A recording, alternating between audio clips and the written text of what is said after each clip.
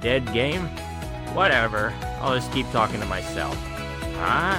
Slack off and let's watch the ship burn from the sideline. Just find comfort in the fact contrarian in a Japanese village society is definitely high risk. But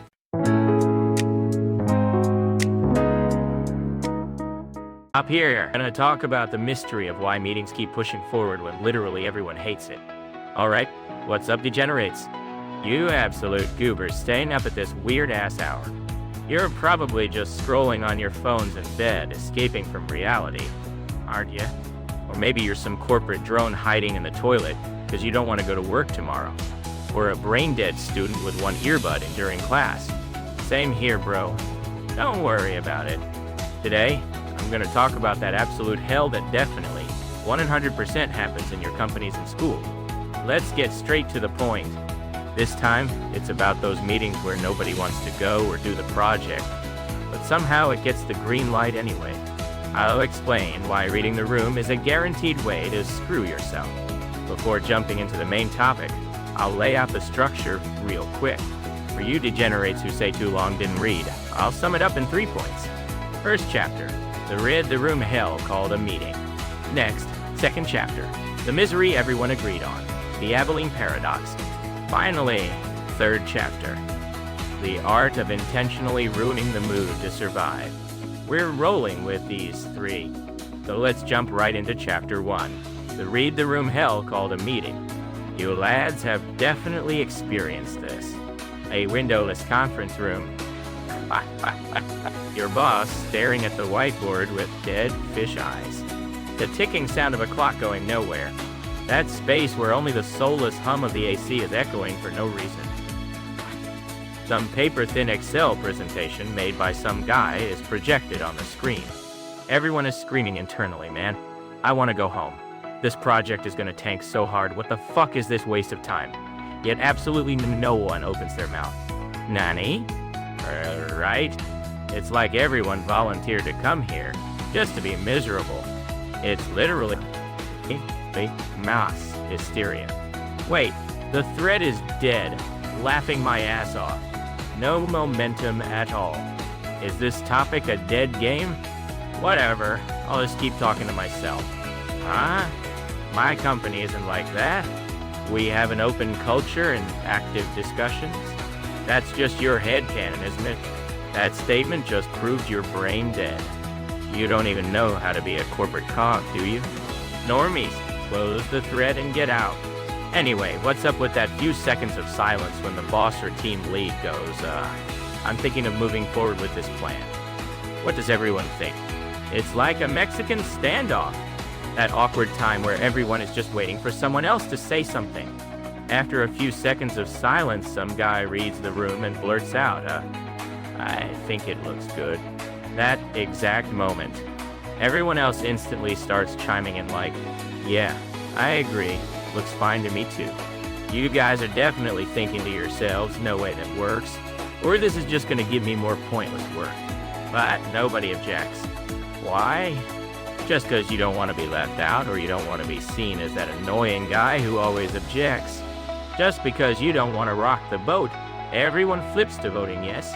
Ain't that insane? Think about it calmly. Not a single person wants to do it, but somehow the project moves forward with unanimous approval. This is the hell of reading the room. People only see what they want to see, so they just blindly assume other people's silence means agreement. If you're too clueless to know this, you're just gonna get exploited by your company forever. Honestly, I see no future for you. Why the fuck does this stupid phenomenon happen? That brings us to Chapter 2, the misery everyone agreed on, the Abilene Paradox. Did you degenerates know there's actually a name for this brain-dead mob mentality? It's called the Abilene Paradox. Some American scholar dude named Jerry Harvey came up with it. At first, I thought this old guy was just some loser with too much free time. But if you think about it, he absolutely nailed the truth about organizations. Jerry Chad is a god, man. My flip-flop on him is spinning so fast, I'm gonna tear my rotator cuff. To give you an example. Breaking it down so even we can understand, it's like a family trip on a hot-as-balls summer day. The setting is blazing hot Texas. The temp is like a sauna, the kind of day where you don't want to step a single foot outside your air-conditioned house. Imagine a boring holiday afternoon. The family is just chilling, scrolling on phones, staring blankly at the TV. Then the father-in-law suddenly goes, "Hey everyone, want to drive out to Abilene to grab some food?" Abilene is this town that's far as hell from there. You gotta drive for hours. And you gotta drive down this dusty, scorching hot road the whole time. Naturally, the whole family is internally screaming, "What the fuck? No, it's hot as shit. I want to sleep at home. I absolutely do not want to go." But then everyone starts blindly reading the room, thinking, well, the father-in-law was nice enough to suggest it. If I turn it down now, it'll ruin the vibe. So the mom tells a massive cap, saying, "Oh, that sounds lovely. A nice change of pace." Press X to doubt. Taking the bait, the missus jumps in too. "Yeah, if Dad wants to go, let's go." I would have instantly rejected it, honestly. But since everyone else is agreeing, it's like, can't be helped, sure.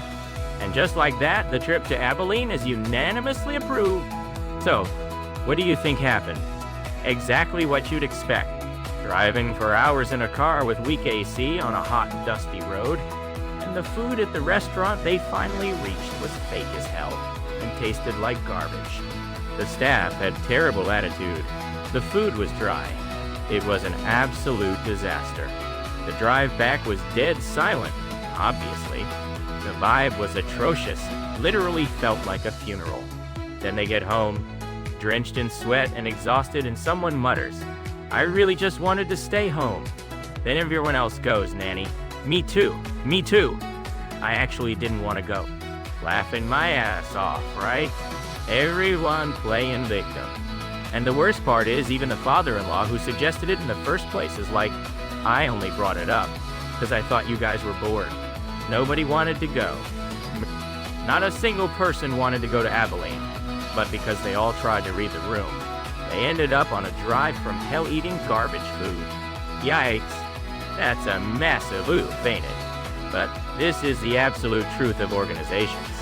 The guys who think I'll just agree to play it safe are actually the biggest cancer. It might sound counterintuitive, but this is reality.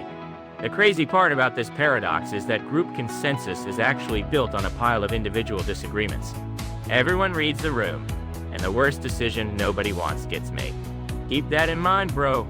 Those pointless drinking parties at your company, or those weird after-hours meetings probably run on the exact same mechanics.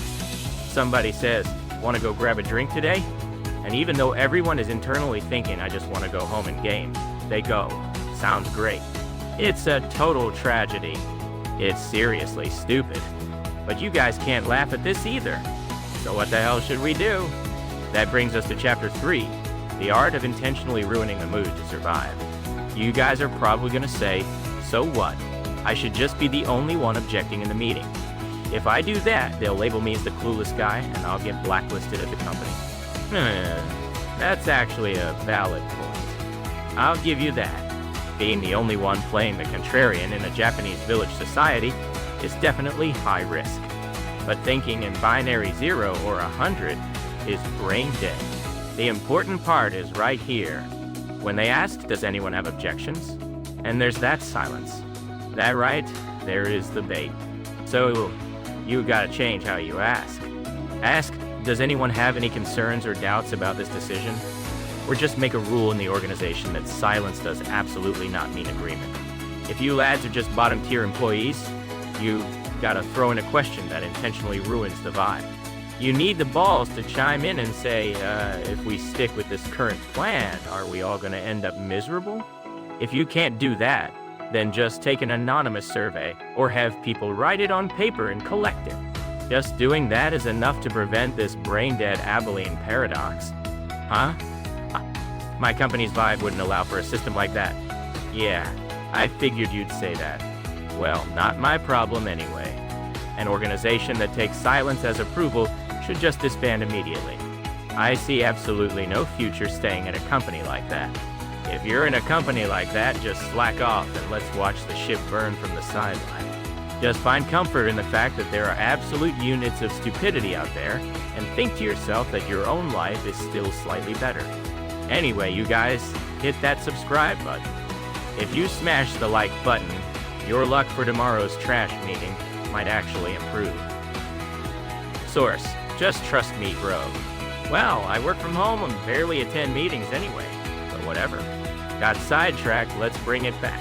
Conclusion: dying because you tried to read the room is straight up brain dead. You lads should try dropping at least a tiny bomb in your meeting tomorrow. There are exceptions, but you gotta look at the big picture. Leave emotions out of it. There's absolutely no need to lie to yourself just to match the normie. Next time, I'm gonna explain the halo effect. I talk too much. I got an early morning tomorrow, so I'm going to sleep. Alright, thread closed. Dead. See ya.